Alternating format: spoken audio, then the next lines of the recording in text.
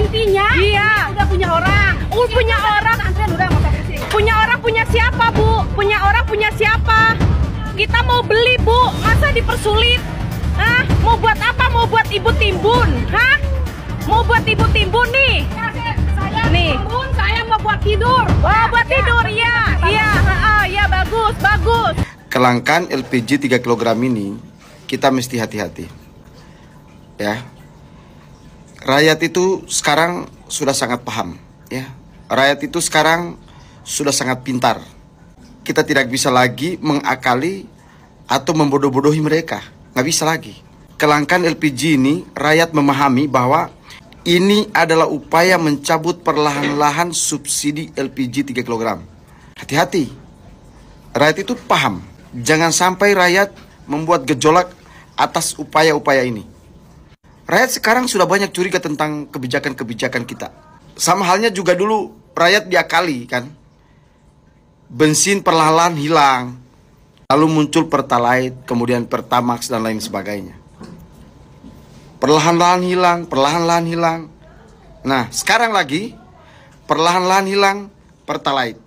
Pakai barcode dulu, setelah barcode nanti akan perlahan-lahan hilang, ya. Kemudian nanti akan mempertahankan Pertamax. Jadi rakyat itu sekarang wajar saja kalau curiga bahwa LPG 3 kg ini akan perlahan-lahan dihilangkan. Kenapa sih kita membuat kebijakan-kebijakan yang membuat kegaduhan di tengah masyarakat? Dulu LPG kan tidak kurang kan?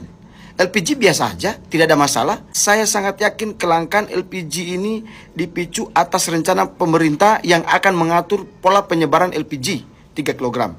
Sehingga mempengaruhi pangkalan-pangkalan, juga mempengaruhi penjual-penjual LPG. Satu harapan saya, ya, hati-hati mengambil langkah-langkah. LPG ini tidak hanya langka di Jawa, tidak hanya langka di Sumatera, tidak hanya langka di Kalimantan, tidak hanya langka di Sulawesi. LPG ini langka di seluruh Indonesia, di seluruh lapisan masyarakat. Jangan coba ngatur-ngatur, kemudian mengambil langkah-langkah keliru. Hati-hati. Hati-hati, rakyat bisa bergejolak dengan permasalahan ini. Rakyat itu terlampau pintar hari ini. Ibu-ibu, emak-emak, itu semuanya sudah pintar-pintar sekarang. Sudah paham pola dan kinerja tata kelola pemerintahan hari ini. Sudah pengalaman mereka. Minyak tanah perlahan-lahan hilang, bensin perlahan-lahan hilang. Sekarang ini Pertalite juga perlahan-lahan hilang. LPG nanti perlahan-lahan hilang. Rakyat khawatir dengan hal-hal seperti itu. Sudahlah, kita tidak usah berburu ke rakyat kalau hanya untuk mempertahankan ekonomi negara ini. Jangan berburu kepada rakyat untuk mempertahankan keuangan negara ini. Menteri Bahlil menganggap solusi dari permasalahan penyelundupan gas 3 kg dan permasalahan harga gas 3 kg yang naik di pengecer itu dengan menghentikan penjualan pangkalan kepada pengecer. Itu solusi terbaik yang bisa dihasilkan oleh kemampuan Bahlil untuk berpikir. Saya mau kasih lihat ke kalian ya betapa gawatnya pola pikir beliau. Kalian bayangkan kalian punya cantengan di jari. Kalau orang normal, orang yang berpikir dengan baik dan benar, mereka menemukan solusinya dengan membersihkan cantengannya, mengeluarkan kotoran atau bakteri yang ada, lalu dibalut sehingga tidak tercemar dengan kotoran ataupun bakteri yang ada. Itu logika orang benar. Tapi Bahlil tidak. Bahlil menganggap jika ada cantengan di jari, solusinya ialah potong seluruh tangan. Itu solusi terbaik dari Bahlil berpikir. Itu betapa kacaunya cara Bahlil berpikir. Dan terbukti, bukan hanya masalahnya tidak selesai, beliau justru menimbulkan masalah baru yang ngebuat emak-emak yang ada di Indonesia ini kesusahan gara-gara satu instruksi dari beliau.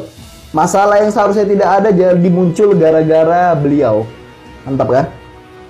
Dan gara-gara ulah si Bahlil, Pak Prabowo ini yang udah capek pusing mikirin negara ini terpaksa harus turun tangan untuk menyelesaikan permasalahan gas langka gara-gara instruksi dari si Bahlil ini. Dan kalau saya sih jadi beliau, jadi Pak Bahlil ini udah malu saya depan atasan saya kalau hal kayak gini tuh bisa terjadi. Banyak yang gak suka gara-gara saya ngomongin gas. Bang, kasih solusinya. Itu kan subsidi, Bang. Mengurangi subsidi. Banyak yang main di situ jadinya. Ya memang banyak yang main. Justru dengan dibatasi itu banyak yang main. Teman-teman tahu nggak? Jumlah SPBE di Indonesia itu kan banyak banget. Minimal satu kabupaten itu ada satu, ya kan? Dan siapa yang punya SPBE itu bukan direct langsung dari Pertamina. Nggak semuanya SPBE itu direct langsung milik dari Pertamina. Itu ada milik perorangan atau badan atau PT yang saya sebut distributor. Nah, biasanya karena sudah bentuknya perorangan atau miliknya institusi swasta, biasanya main tuh agen-agennya ditunjuk. Nanti agen main sama pangkalan juga ditunjuk. Seperti itu. Nah, bagaimana cara pemerintah mengatasi itu? Nih, saya kasih tahu, silahkan praktekin.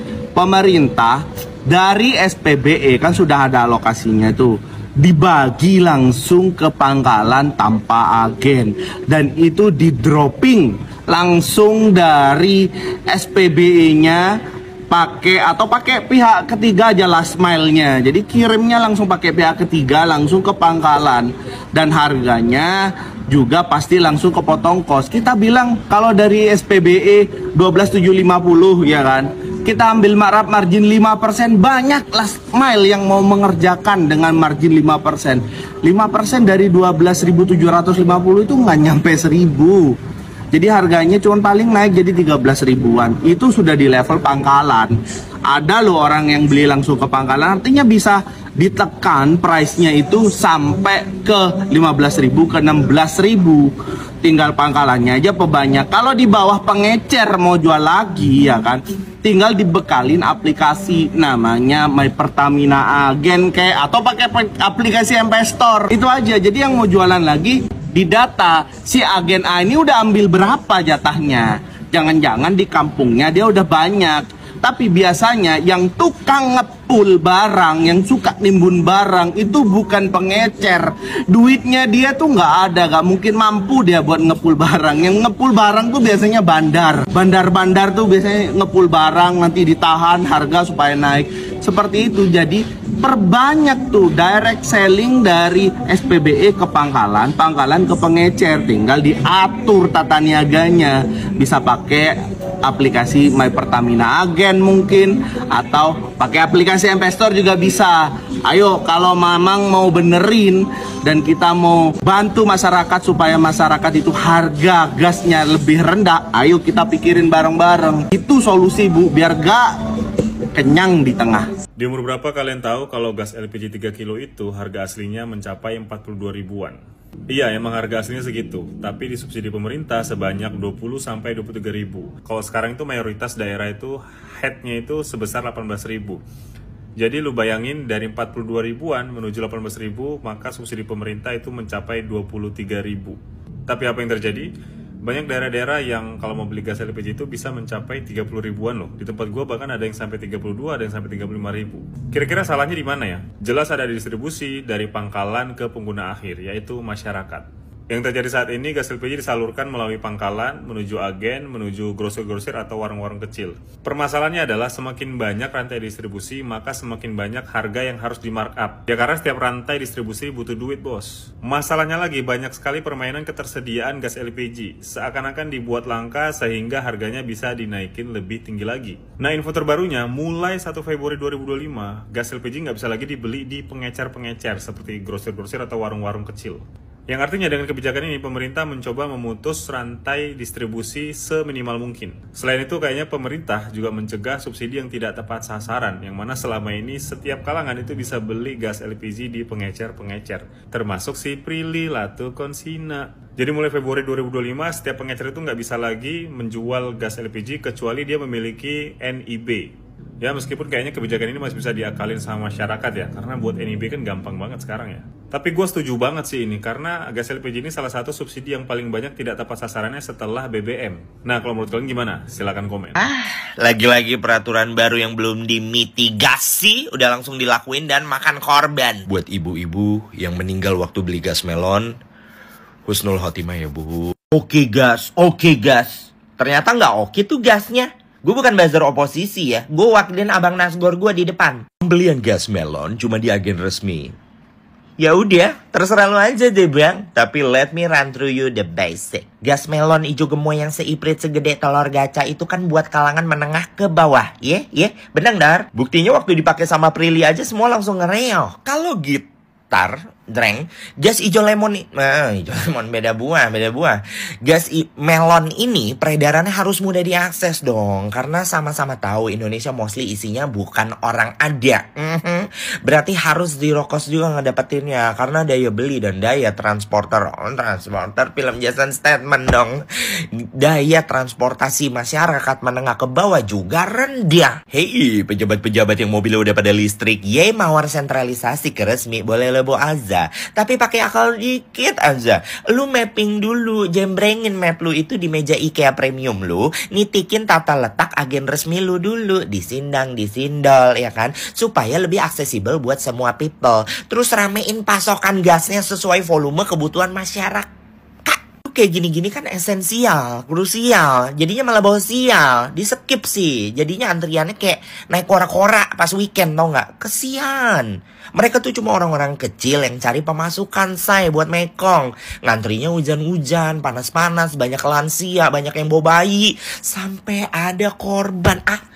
Ini zaman udah modern, tapi pemandangannya feodal tacut. Intinya apa? Intinya gara-gara semua ini abang nasgor gue semalam kagak jualan.